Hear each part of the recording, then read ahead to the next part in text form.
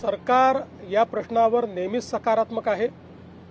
सरकारने वारंवार निर्णय घेतलाय। प्रत्येक वेळी जेव्हा अडचण आली त्यावेळी सरकारने निर्णय घेतलेला आहे। आणि या संदर्भात मी एवढंच सांगेन की सरकारची भूमिका पारदर्शक आहे, सरकारची भूमिका सकारात्मक आहे आणि ती भूमिका आम्ही सातत्याने मांडतो आहे। आणि यापुढेही सरकारची भूमिका ही सकारात्मकच असेल।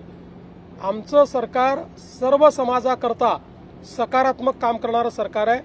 आम्ही समाजांना एकमेकापुढे आणून भांडण करत नाही, सगळ्यांचं भलं कसं होईल हा प्रयत्न करतो।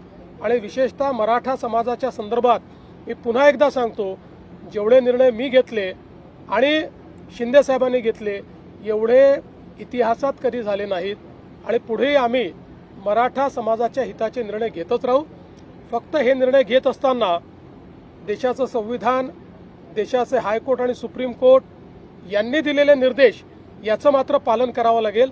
त्या निर्देशांचा अवलंब न करता जर एखादा निर्णय घेतला तर त्यातनं केवळ प्रसिद्धी मिळेल, पण तो निर्णय टिकणार नाही।